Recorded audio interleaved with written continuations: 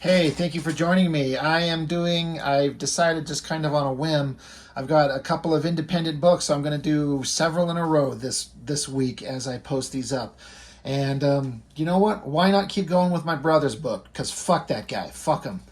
I just very recently did, by the time this goes up, it might be 2 weeks old or so. We did issue 5 of Bliss. And that was the first story, the main, like, first 5 issues, the main story. It was the 5 issue series telling the introduction of this character, her world, and everything that's going on with it. So if that was the last issue I reviewed was 5, and this is number 7, well, where the hell is number 6? Well, number 6 is here.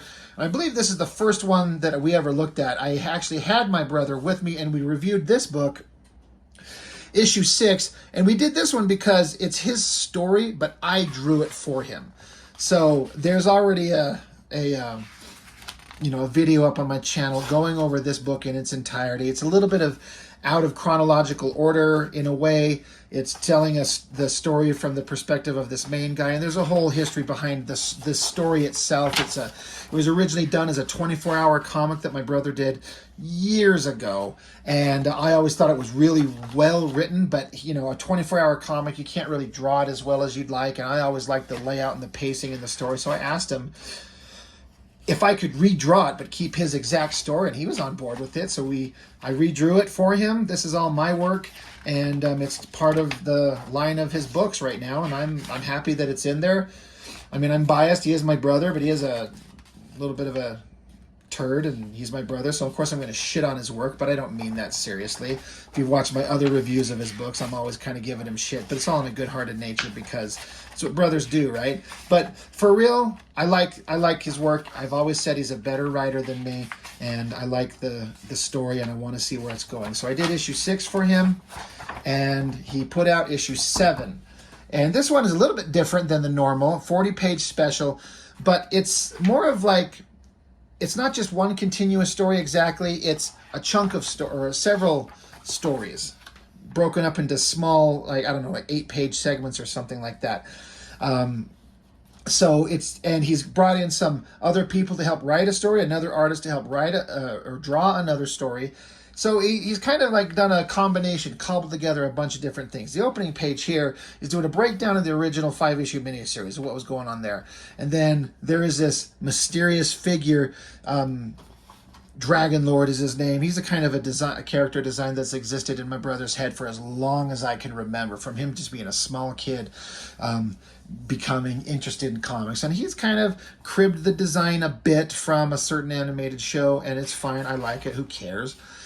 But he's like a secret, powerful entity in this world, and what is his role in everything. If you've read the previous issues, you get the vibe that he's on the side of the good guys. He's reading from the Dragon Strike Chronicles and getting into the story. Now, this right here, my brother actually asked me, and I kind of volunteered to draw a short 8-page sequence. And I started on it, but I never had the time to finish it. I was so buried up to my nuts in my own He-Man book. I just couldn't. But I did finish a double-page spread. This is my basic drawing of the figure, and he inked it. He basically I took a cell phone picture of, I think, the pencils of it, and he incorporated that. He brought over that cell phone picture, if I remember correctly, and just inked over that, because he does all his work digitally now. So I'm in there, but it's also him. That he did all the backgrounds. But he's got his character Bliss, like, jumping through the city. She's awesome. She's a warrior with unmatched skill, a savior. She was once a former villain, but she's changed her ways. If you want to read it, I guess you could try and screenshot it and zoom in on it. But you know what? Go buy his books. Support an independent creator. And this is some layout that kind of incorporates, like, I basically did little thumbnails, little tiny drawings, thumbnails of this entire story. And he used some of them, but this is all him now drawing his character. She hears somebody yelling for help, so she goes charging after. You got a couple of punks, trying to mug a mom and dad and a kid. She jumps down, kicks the guy in the face. Guy pulls a knife. She snaps her arm, busts his face open. The guy pulls a gun, and my brother did this interesting thing. Big sexy shot of her, but he's showing like her being super fast, like she's blocking a bullet here, like you can see her arm, but it's kind of faded out, and then her arm extended there. She's deflecting bullets, pating, pating. So that was an interesting kind of visual gag going on. And throws him up against the wall, and the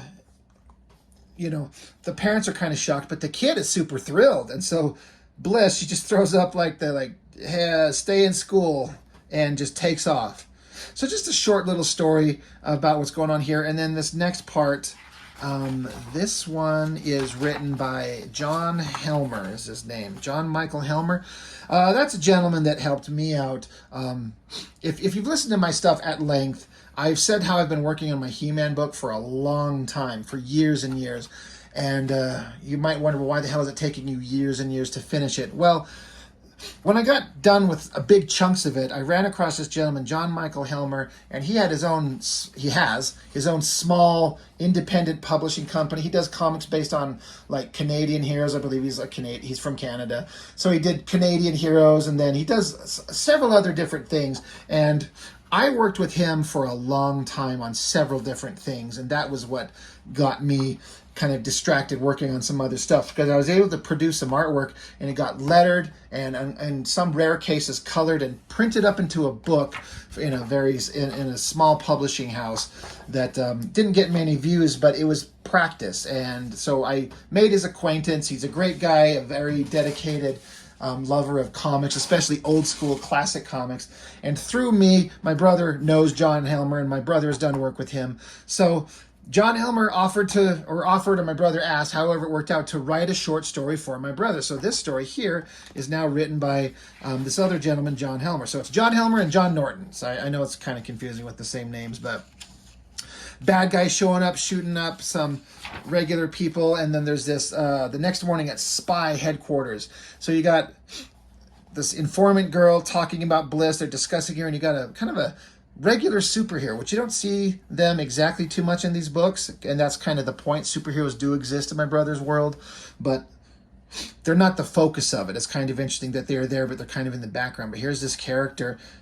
I want to say, is this character belong to John Helmer? I'm not sure, because I don't think this is my brother's character. Anyway, just basically the opportunity to have a regular superhero interact with my brother's character, Bliss. So the hero's on the rooftop looking down, seeing some shady shit going on. He's got to get down there and get involved, but Bliss is on the scene too. And in classic traditional fashion, misunderstanding leads to conflict, because you got to have them fight. So she throws a knee to his chin, he elbowing her, she's slicing, he tackles her, gun drawn on her, sword at the throat.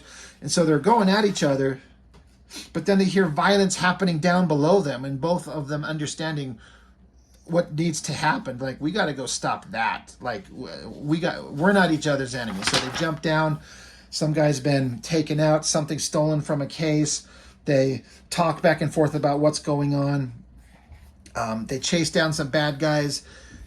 Gunfire, and more just action, punching, all kinds of cool stuff. It ends up with her saying, by the way, what's with the retro 40s costume? He's kind of looking at himself like, what? What's wrong with my costume? A little jab thrown at him in lighthearted humor. So, again, a fun little story thrown in there.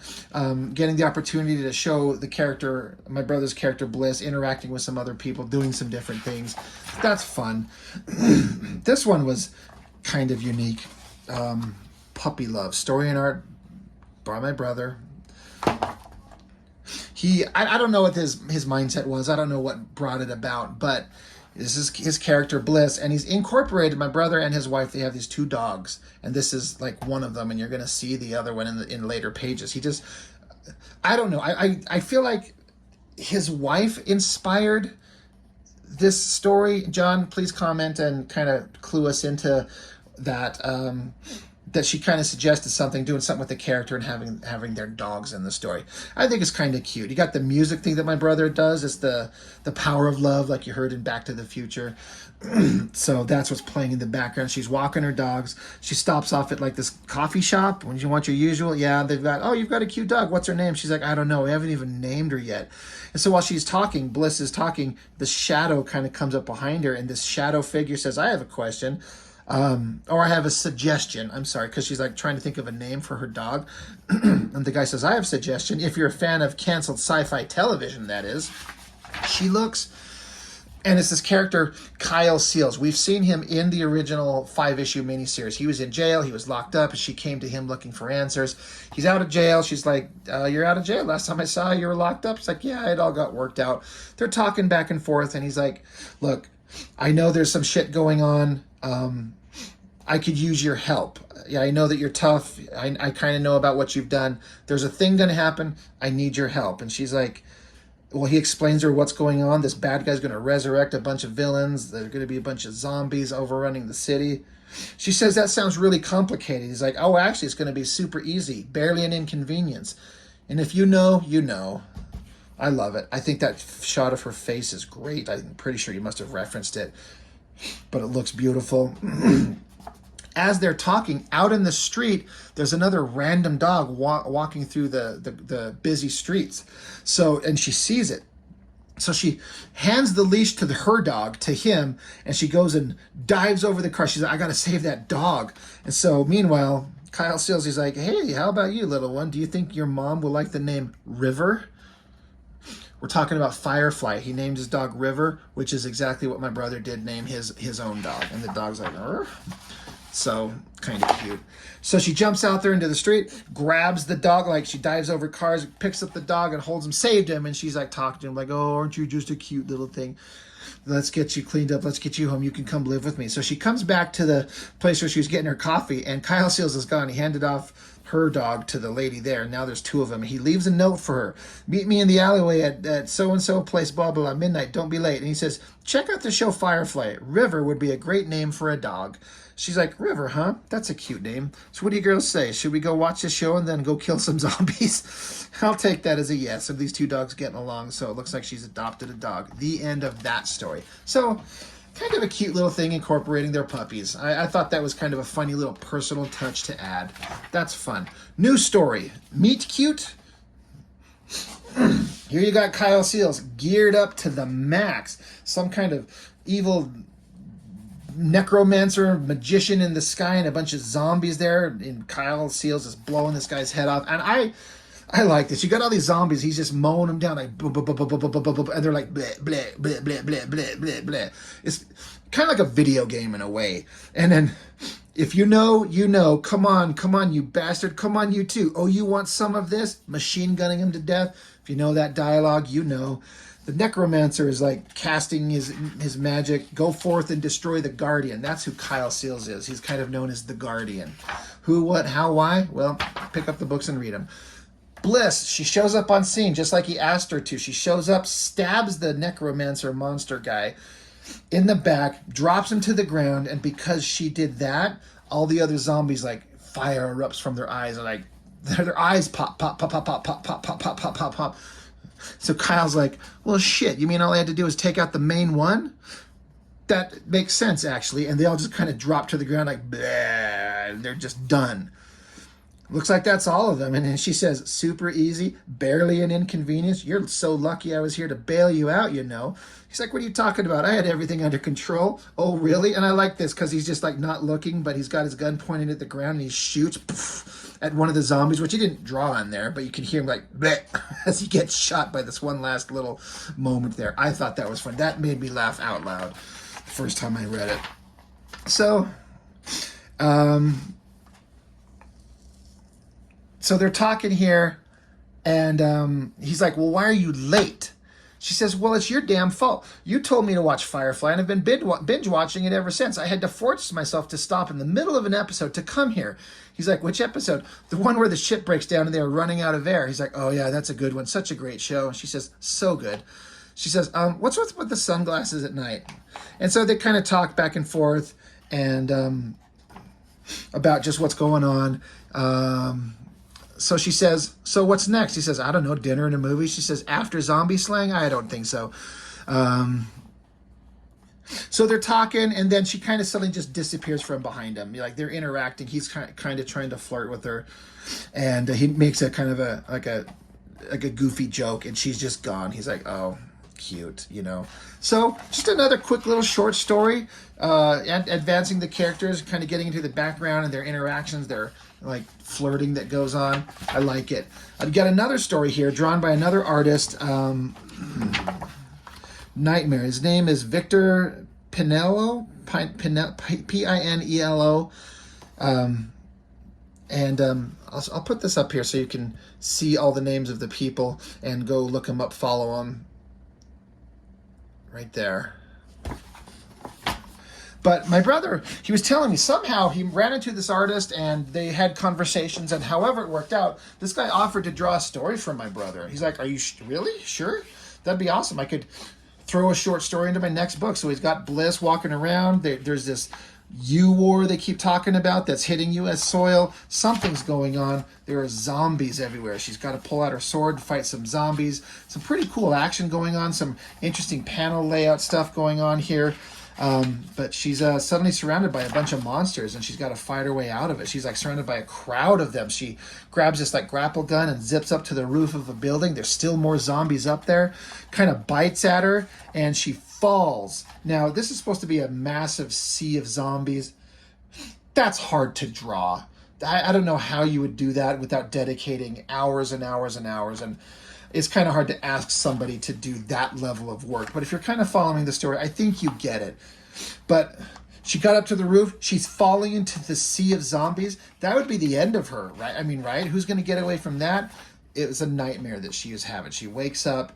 She's like, holy shit, oh my God, girls, it was just a nightmare. She's so scared. She's like, why can't I shake this feeling that it wasn't a bad dream and more like a memory? So, ominous warning of the future, as it says, or prophetic warnings. And you see she's got the 2 dogs now, so, you know, she's adopted 2 puppies. And that's the end of the book, end of the stories. My brother threw in a pinup. I drew this picture of his character. I honestly forgot that I did it. I just, one day, occasionally I sit down, I'm like, I just need to draw something. And whenever I want to draw something fun, I tend to end up drawing just sexy girl drawings because I'm just kind of a loser that way, I guess. But he liked it and he threw it into his book. So there's a picture of his character there. And then he's got some pinups by some other people. CJ, I don't know if is that in the... oh, yeah. CJ. Lost Illusion. I know who she is. I follow her. That's her. Oh my God. Okay. Now I know. I know who that is. She does great work. Look up Lost Illusion on Instagram. She does great work. Now that I see it, I recognize the artwork totally. Oh my God, I totally didn't catch that at first. And then Bliss pinup by Cody Perea. That is one of my brother's longtime high school buddies. That's a pretty badass drawing, you know. I like it. Pretty naughty. And then another one just by my brother of her face, and then some visions of the future. Presumably characters or designs or something that are coming in future issues of the book. I mean, I don't know what's coming. I don't know the story. I don't read it until he gets it done. So I'm interested. And then this is a thing that he's done where because he went digital, he started learning all these little tricks and things where he'll draw like a figure of the girl, and then he can like put layers on her of different clothes to show different outfits that she could be in. Her battle outfit, her in her underwear, some naughty little schoolgirl thing, some everyday, you know, just an interesting thing to throw in there. And then the last page, her on a bike looking sexy as shit. She says, are you ready for more? Keep watching for future issues. I love that. That's an interesting way to end it. And then you got another guy, another artist, very cartoony style, drawing his character for the back cover in color. It looks great. So 7 issues of his own comic. I mean, like I've mentioned this, I was going on about this in issue 5, and I've said it a lot. I'm going to keep saying it again. I keep running into people that tell me all the time about all the great things they're going to do. I'm going to make a book. I've got this idea in my head. It'll go for 100 issues. It's going to be amazing. I have all these characters. Great. Where is it? Show me something. Show me anything. Show me any goddamn thing that you have made. Have you? You know, if you're an artist and you want to be a comic book creator, you got to sit down and make the shit. And my brother made the shit. Issue 7. The first 5 are all him, then story and by him and art by me, and then this one, story by a couple other people, a little bit of artwork by a couple other people, but he's got a body of work to show. So, for God's sakes, go look my brother up. Right here. Facebook, Norton Man Art and Comics. Instagram, Norton Man. Patreon, Norton Man. Go look him up. Go buy some of his books. I mean, why not? I wish I could tell you how much he charges for them. I don't know off the top of my head because, hey, he's my brother, so he gives me this shit for free. So, I'm lucky that way. But go support a guy. Go look him up. And any of the other creators that you see in this, go look them up. Like, maybe you like something that they've got. Why not? Just give it a shot. If I send any business his way or any eyes to the work of these guys or any of the other creators, all of this is worth it. So I guess that's all for now. It's a fun series. I feel kind of invested in the characters, and I want to know where they're going. I sit here and do my own He-Man fan comics, so I'm constantly, immersed in a world of, like, sword and sorcery and fantasy characters. And my brother is doing, like, it feels like a action movie, big budget action movie with people with superpowers, but not necessarily superheroes, although they are in there a little bit, so you get kind of a little bit of everything. And he's got to draw a lot of hard stuff. Like, you got to draw cars and cityscapes and civilians everywhere. I've kind of got my shit set up in a way where you kind of get to avoid a lot of that. So, he's got a hard challenge in front of him, but he's producing a book. He is a comic book artist making work. And though you might find people that are technically better artists than him and me, but he's got a body of work of comics to read. And that is the shit that interests me. So anyway, that's all for now. Thank you for joining me. I will see you on the next one.